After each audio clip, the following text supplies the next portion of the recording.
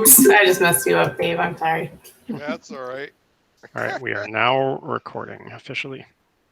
Oh, whoops, Kitten, your name disappeared. Yeah, I just backspace. I'll add it.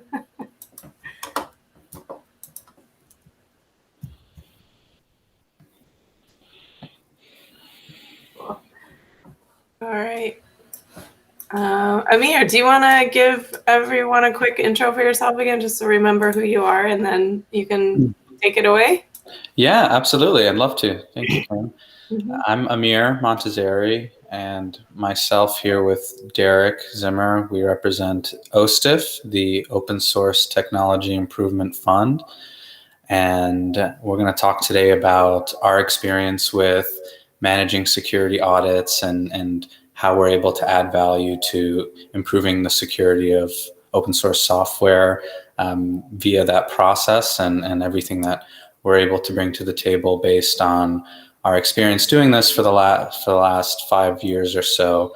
So I'm going to talk a little bit about some examples of work that we've done and share some lessons learned, and definitely want this to be a collaboration or a collaborative talk. So if anyone wants to chime in or ask a question, feel free to.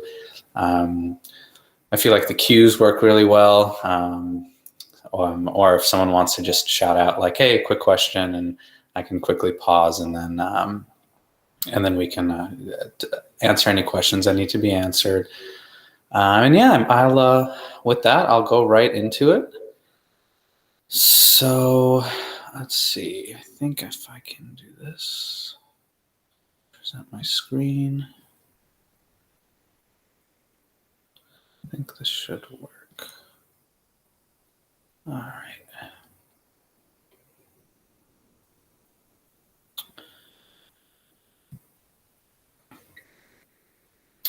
Is my screen visible?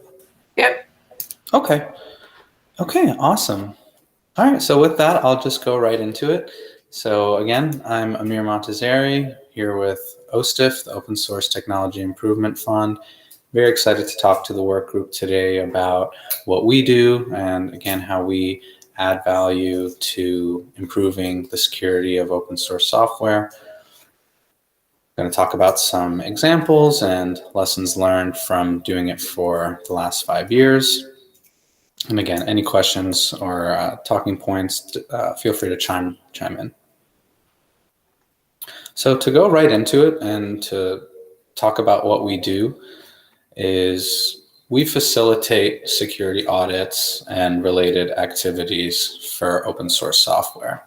I've always considered us kind of a one-stop shop where organizations or projects come to us saying, hey, we need good quality security work, and we make that happen. We focused on a couple of main things that have allowed us to be especially effective in the space and kind of develop some competitive advantages in the space, namely with our deep network of audit teams and security experts. So that allows us to have a large pool of expertise to work from, and in which we can review proposals, solicit and review bids from these vetted security teams, and we're able to assist with picking the best auditor, the best team for the job based on their specific expertise, the proposed scope, and cost of the review. And as I mentioned earlier, we manage the process to completion, start to finish, by solving problems unique to each project. That's something we very much see in the space, that no two projects are alike, and you really need kind of a unique, tailored solution to address security needs. And we also maintain dialogue between stakeholders, again, throughout the process, moving the process along and managing it to completion. And we also focus on improvement, and we have our audit teams focus on improvement, kind of dispelling that misconception that sometimes audits can be not effective because you just kind of dump a list of issues on a already resource-strapped project and expect them to fix it post-haste. Our approach is much more collaborative, in which our audit teams look for patterns of problems and look to training and improve tooling to close classes of bugs and to eliminate those problems from coming up again in the future. And we also work with the project on remediation and disclosure, making sure we can do the most that we can to improve the project's security with the security audit. And so bringing that together with a lot of other things that we've learned over doing this the last 5 years, we have a process for securing projects in which our code reviews go much deeper than static or dynamic analysis, kind of going to that other myth or misconception of audits that a lot of people kind of equate security audits with things like bug bounties and fuzzers and things like that. And these reviews are much more manual review, going through the code line by line by somebody who is typically a PhD level expert in that field or in that specific topic to look for problems. So you're able to go much deeper than just an automated tool that can only measure against a predetermined set of things to look for. You actually have a person who is an expert in this field reviewing the software. And again, projects are unique. So our security review is tailored to that project, and we're able to get specific experts, for the most part, really aligned with what the project's looking for. A good example of this too would be some of the work that we're doing in which to review some exposure notification apps, we were able to actually find a expert in not only exposure notification apps and app development, but also using the framework that is used for these exposure notification apps is also well-versed in that as well. So you're able to get a much better person doing the review than just kind of a generic team of a generic audit team. Furthermore, costs are well controlled through our proposal and bid system by vetted security teams. So typical cost savings over a equal review would be around 35 to 60% by estimate. And this is because cost savings are typically two-pronged. First, we have, because the projects are much more focused and better scoped, you kind of eliminate a lot of redundancies and unnecessary review that can really hike up the cost of a review. And as I mentioned earlier, we have a bidding system, and actually security teams bid against each other to help control costs as well. And lastly, we have these resources ready to mobilize and scale.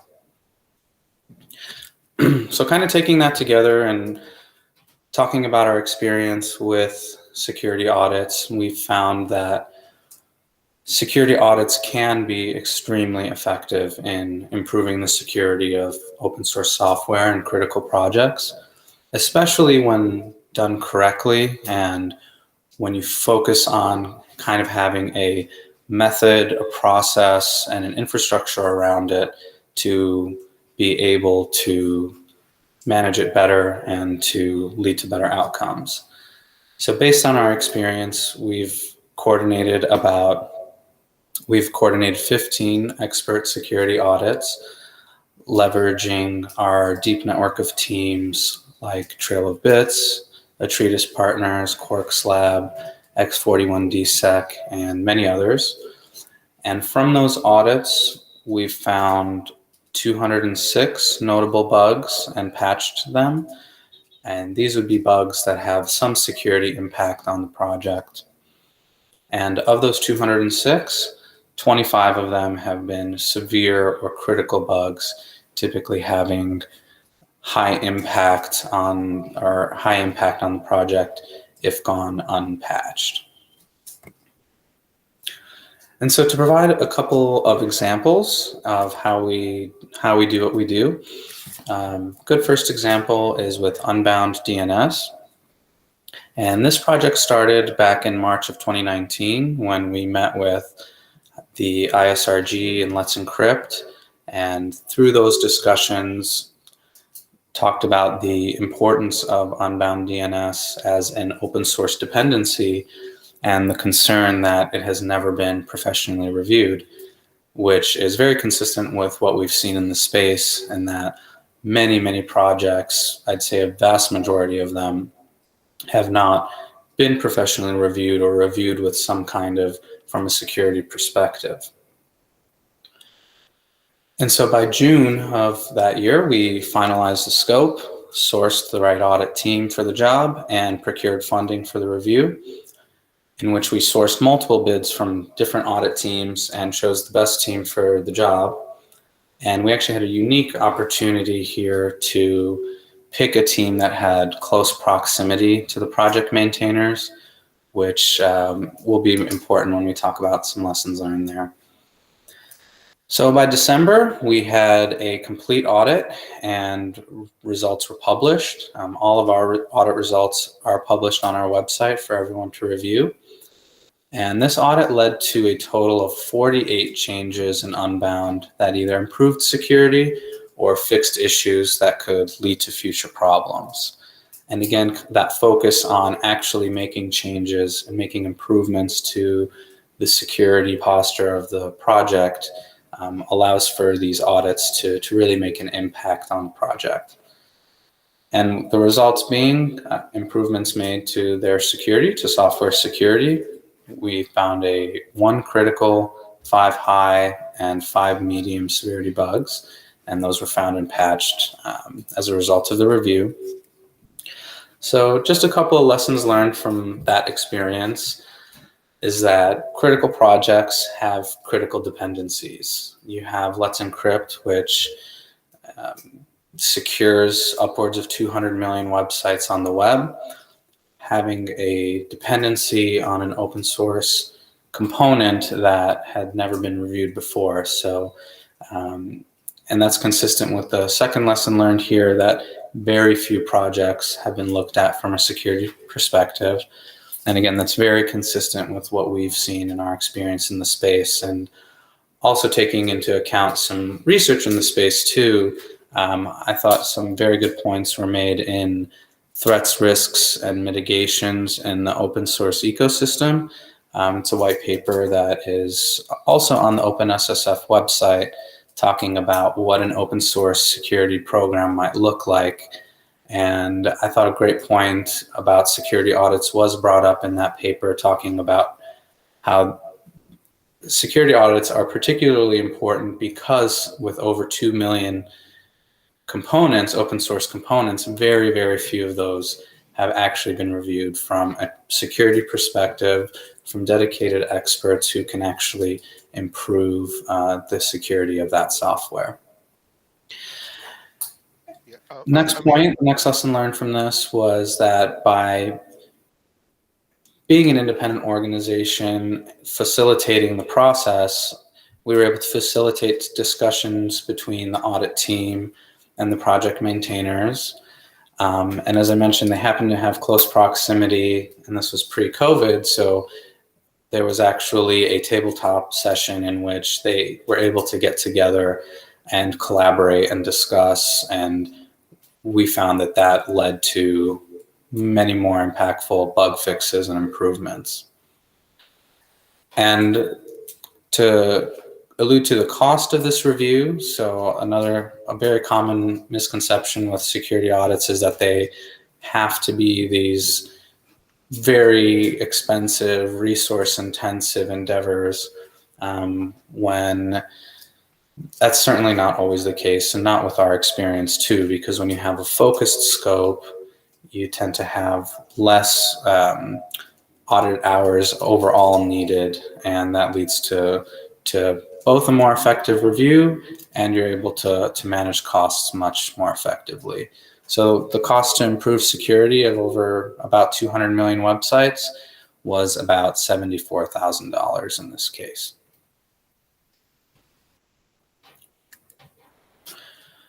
And so the second example of work that we've done with managing audits of open source software would be very much more current events related, and actually led to our introduction to this work group and getting involved here. That started back in January of this year when OSTIF had established a strategic partnership with Linux Foundation, which was mostly driven by recognizing the opportunity to leverage Linux Foundation's leadership in the space and network of open source leaders in the space with our expertise and our ability to coordinate these audits. And the next couple months, about 3 months went by in which we had a couple of discussions with key stakeholders and discussing security needs and how we can collaborate and kind of how that would look like. It was an amazing experience to meet with senior leadership, head developers for Linux, and set the scope for this first project. So by July, the scope was finalized. We had sourced the right audit team for the job and launched the security review. In this particular case, we were able to further add value to the review by engaging key stakeholders in Linux kernel development and looping them into the process so that the review could be as valuable as it could. We were able to get some key stakeholders involved in that process. And so taking us to where we are today, the security review is complete. Results are still being finalized, so we don't have a ton of details to go over today. But consistent with our method of publishing the results, you can expect that they will be published in the near future and shared, especially with our work group here. And so to share some lessons learned from this review, organizations of all sizes can benefit from access to better security resources. And it was very interesting to see that even an organization as large as Linux Foundation has some of those pain points that projects of all sizes have, in that they're so dedicated and focused on their core business that they might not always have the time or really the time or funding or ability to access better security resources. And that's how we're able to add value to, by kind of being that one-stop shop for them. Also, complex problems require a big network and diverse pool of resources to be solved. Having an independent organization manage the process can be a big catalyst. In this case in particular, we learned from those aforementioned discussions and discussions even before that, this has been top of mind for some time, and even, a number of years where this has been very much top of mind. And the fact that we were able to come in and manage the process to completion was a big help. And, now we have the results that we do. Also, the demand for security review is nearly endless. This review itself was for a pretty specific piece of Linux kernel vulnerability processes. And that's just one piece of many pieces of a large piece of infrastructure in the larger open source ecosystem. So there's definitely, there's a lot of work to be done here. And then going back to cost, the cost to review for security review of a piece of critical open source software was only about $66,000. And so to wrap it up with some further considerations, again, based on our experience managing these audits for the last 5 years, we found very consistently that procuring high quality audit resources while keeping costs in check requires a significant amount of scoping and coordination. And that's another way that we are able to add value to this process, by doing that legwork and that scoping and coordination on behalf of projects. Furthermore, a bidding process and diverse networks helps ensure that audits are correctly scoped and staffed and that costs are adequately managed. And this is really important too, because you're able to get much better quality audit review when it is correctly scoped, when it's correctly staffed, you have the right team looking at it and looking at the right things. Furthermore, reducing friction between the audit process and project stakeholders leads to better outcomes.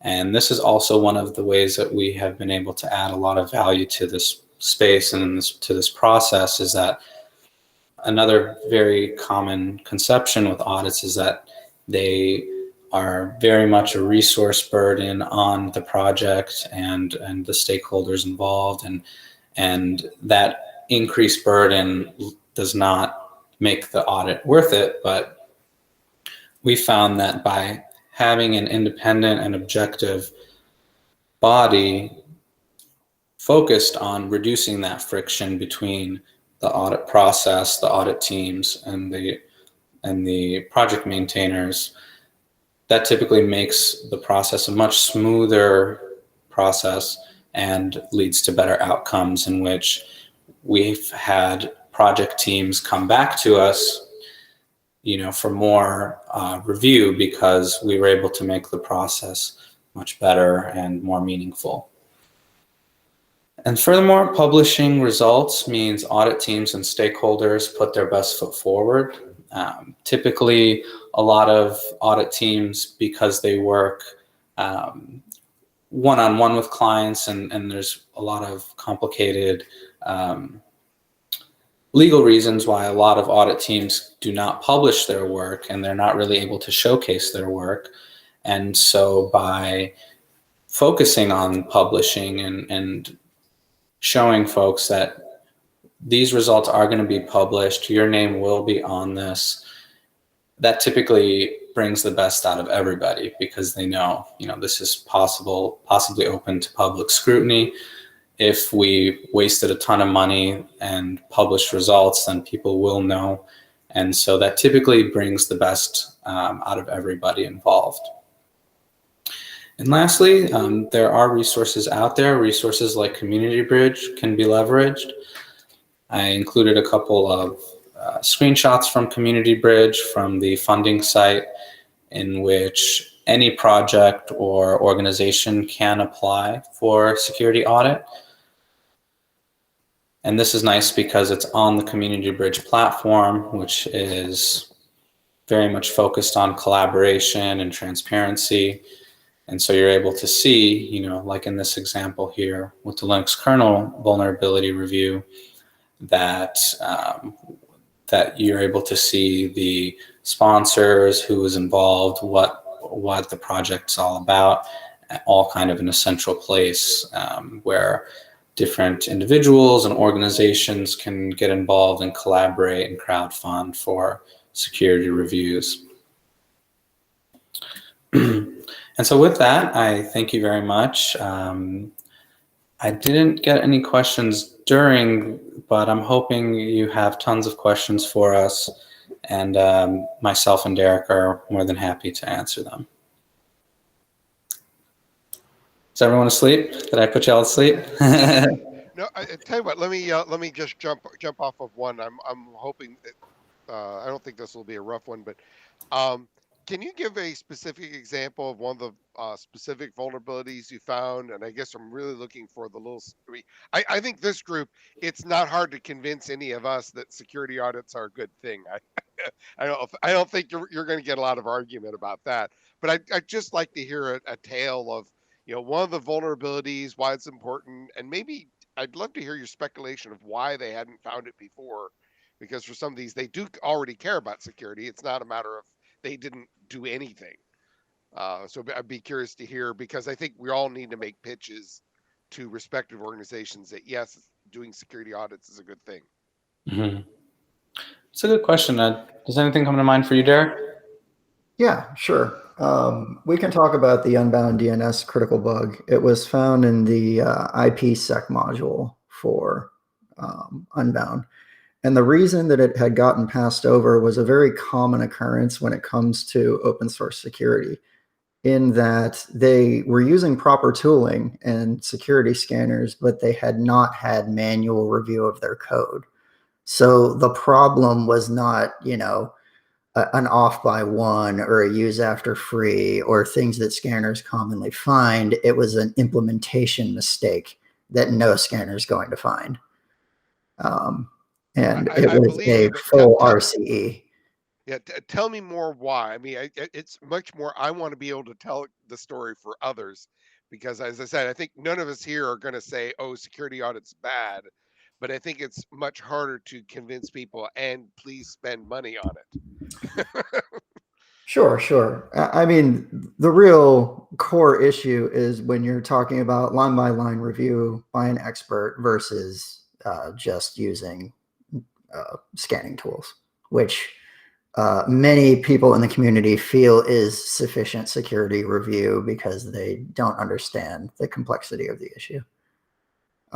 Another good example would be from our current discussions that we're having, David, with the exposure notification apps. Right. We can't talk about the details of that here. Right. But there was a serious issue. It was the same kind of problem where an implementation mistake led to a serious problem that has to be resolved. So I think that's the key takeaway. Amir, do you have more to add?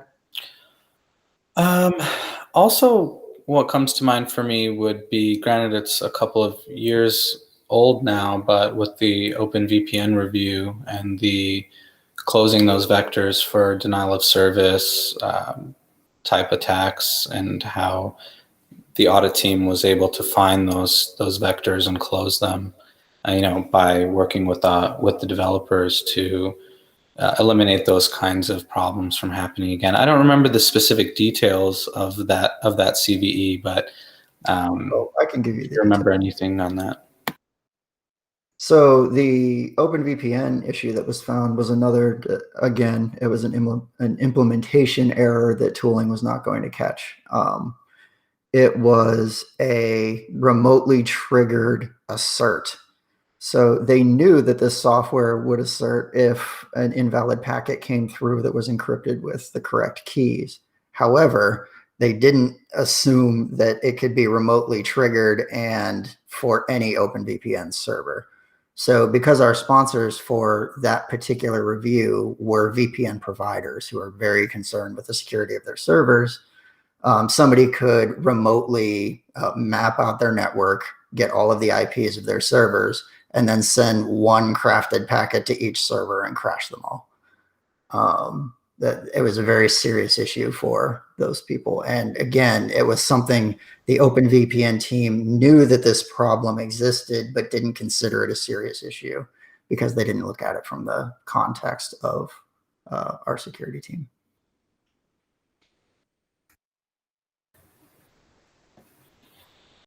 Yeah. Does that answer your question, David? Okay, cool. Yeah, and going back to our commitment to publishing, all of our audit results can be found on our website, and those go into great detail about really what the nature of the CVEs were and how they were remediated, and that's all gone through in great detail. If I can comment, it's not really a question. I think you did cover it, but it may not have come straight out because these about the public reports. I think there is a carrot and stick nature of these things.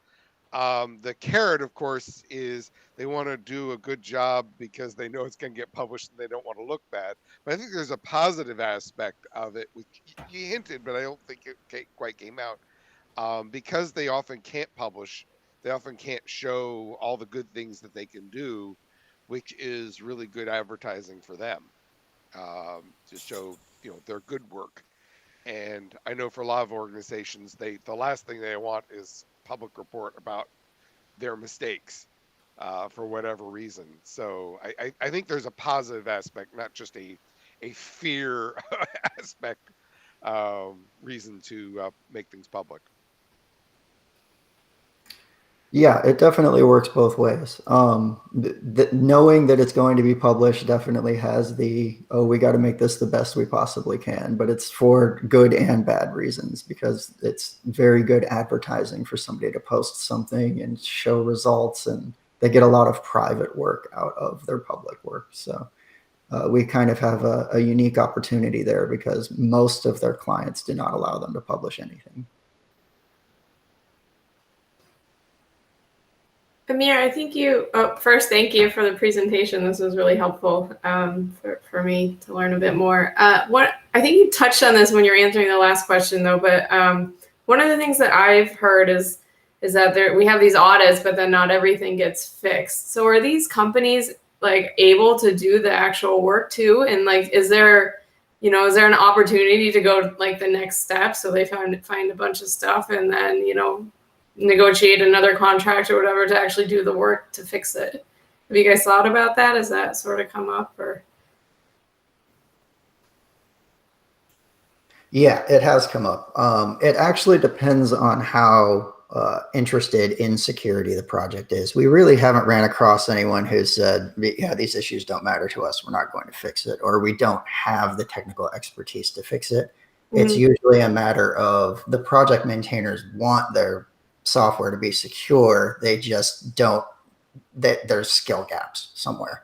So if we find a pattern of problems, we will point them to how to improve their tooling and possibly training on how to use that tooling, et cetera, to not only fix the problem, but to prevent regression later as the project continues developing. is that what you're doing through OSTIF, or is that what the vendors are doing that are performing the audits? Like, the vendors are instructed to give as much detail as possible for remediation. And if that's not enough, usually the project comes to us and then we have a discussion.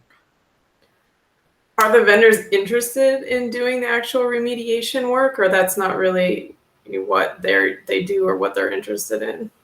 Generally, no. But if there's a project that we think needs that unique kind of work, for example, I think we found a few projects with the Harvard study that are basically abandonware. So there is no developer to fix things. And that would have to be a situation where we would have to negotiate that into the contract and say, okay, any problems you find, we're going to have to make patches for. I mean, that's what's interesting to me. If we can do a security audit on a project and then toss some more money to actually get things fixed, I think that really shows like the entire loop of how effective these things can be. But it could be hard. Definitely.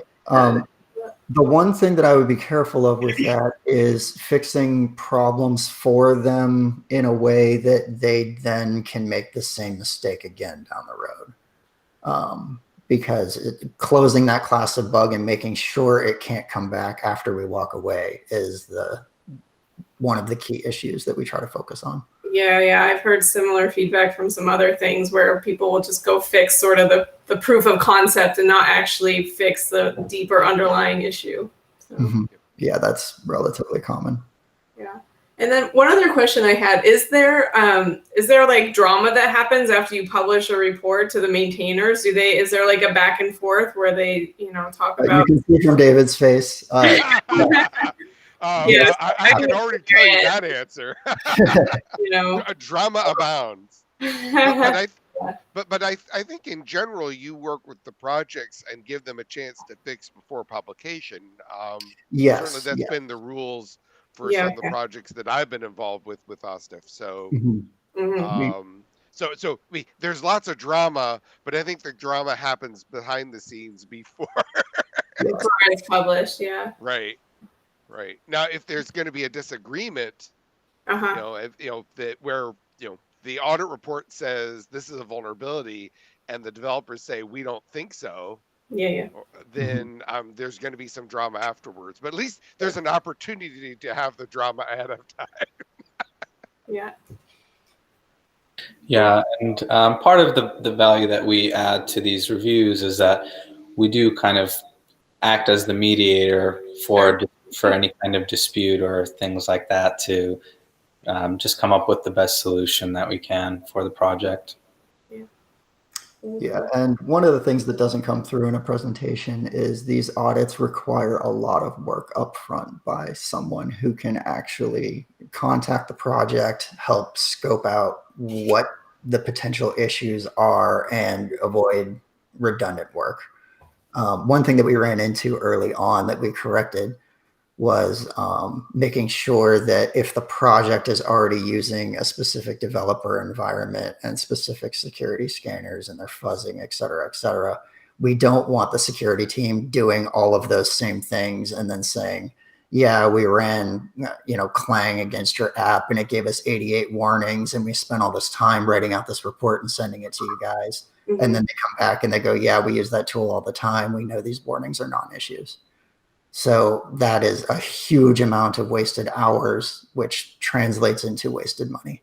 Mm-hmm. And we try to avoid that as much as possible. But the upfront work of scoping things properly and avoiding these redundancies, and typically for me, because I usually am the project manager for these things, I can do anywhere from 30 to 300 engagements between myself, the reviewers, and the open source project.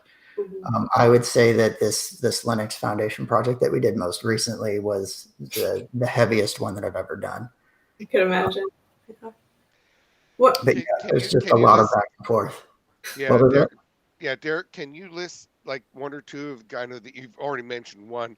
You mentioned just, hey, we do scoping, but I think actually that's something that really doesn't get enough discussion is, scoping. Can you give two more examples of kind of the common scoping problems and mistakes or things where things could have gone awry?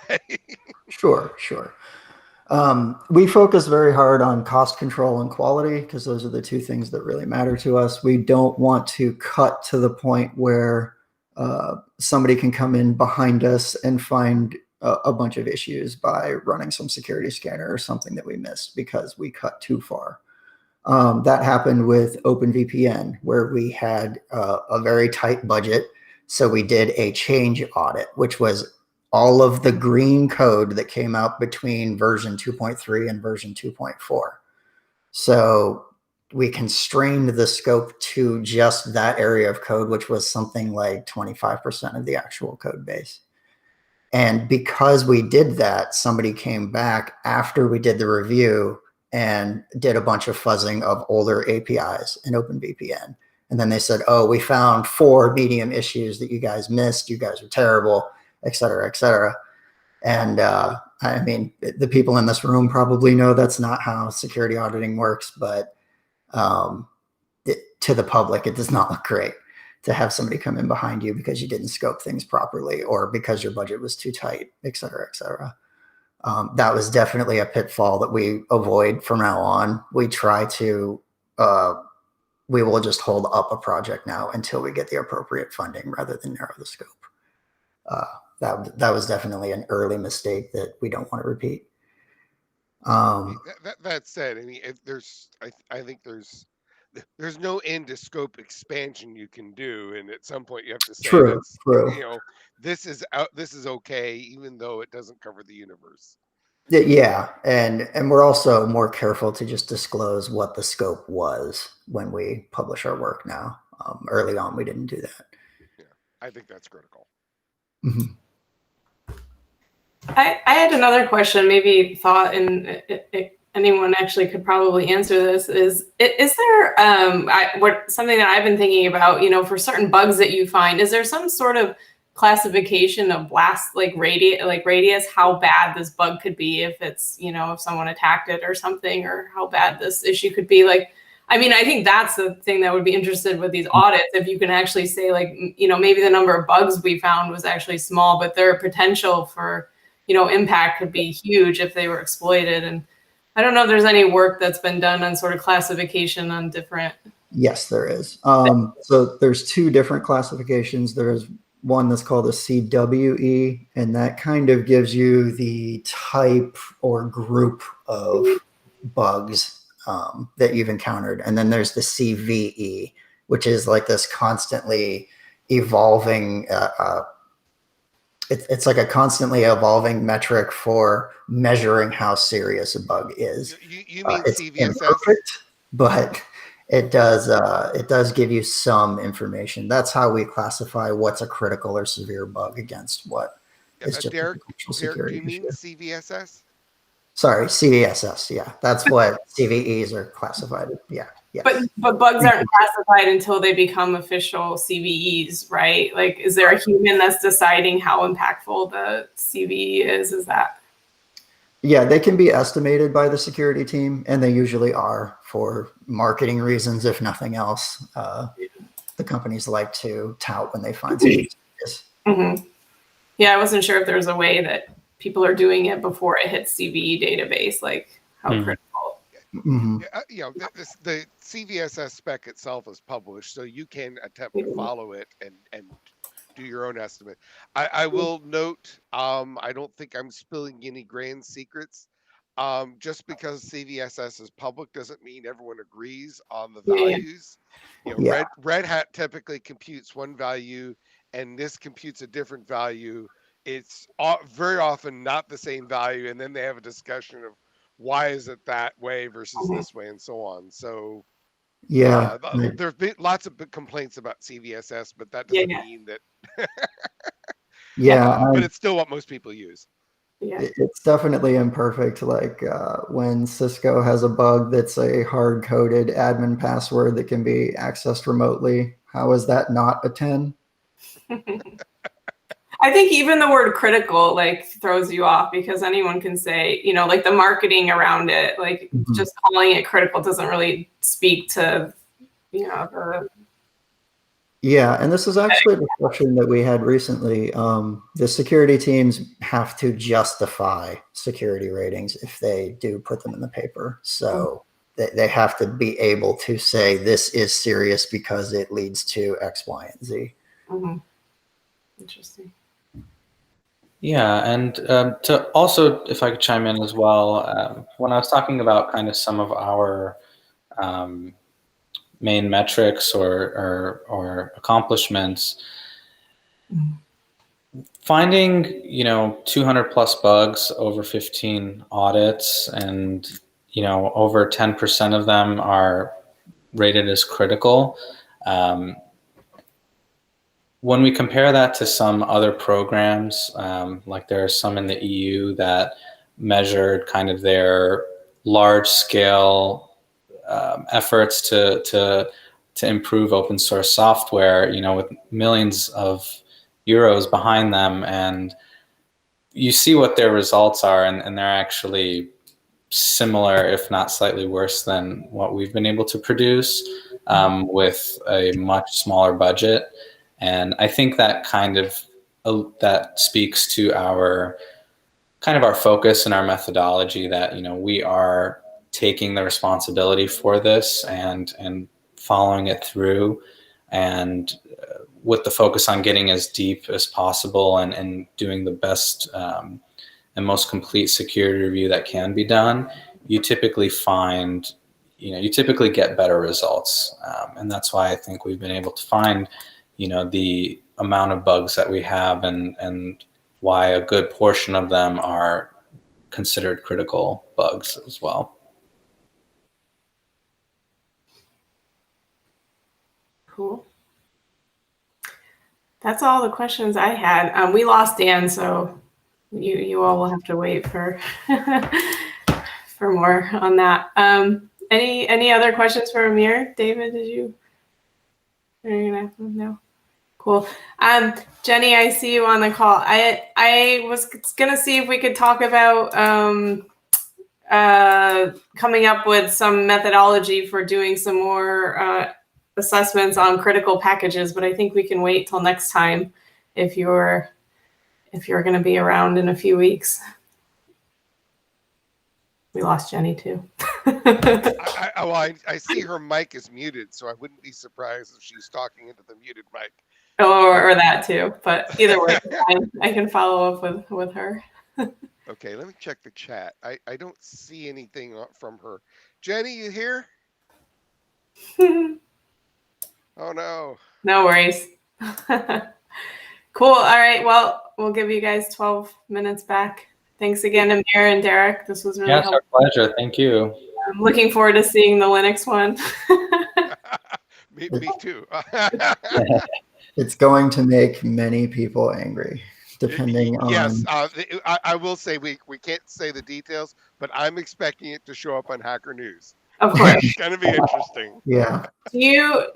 Do you want to do it? I don't know if you want more publicity around it, or if you either you would be interested in writing an open, like a blog post for this foundation and publishing it maybe on something is not as controversial, or I don't know. I don't really care if it's controversial, but if you want more publicity around the work, you could certainly draft up a blog post and we can get it posted on the OpenSSF blog. Yeah, we'd probably be interested in doing that. Yeah. Yeah. Happy to work with you on that. Yeah. Go ahead, Lee. Yeah, I was going to say, unfortunately, we're not allowed to say the details, although, once it gets out, obviously we can talk about it publicly. Mhm. But it has some controversial statements, but the key thing, and I think the key for any of these reports is if you're making a controversial claim, back it up with a reasonable argument. And although I think Derek and Amir and myself and Greg KH were all, but they had an argument. And I think that's actually a key point for any audit report, even if it makes a controversial statement, is give me a reasonable argument for the statement that you're making. So it's not just random opinions, but it's based in some reality. So I'm looking forward to being able to actually talk about it for real instead of doing a leak like this. Sorry about that. Yeah, I mean, don't work on anything before anything's public, but yeah, we have the blog here. I mean, even a blog post about what you talked about today could be interesting if that's, if you'd like to publish that. I don't think people know all the details about these audits, so it could be helpful. Yeah. I think that's actually a lot of the key is that it's nobody says, oh, gee, nobody should do audits. But I think it is a big step from, gee, an audit might be a good idea to, and here's the funding for it. Yeah. Yes, we found that is the biggest barrier by far. Thanks. All right, cool. Thanks, everyone. Thanks, Ken. Thanks, everyone. Take care. Thank you. Bye.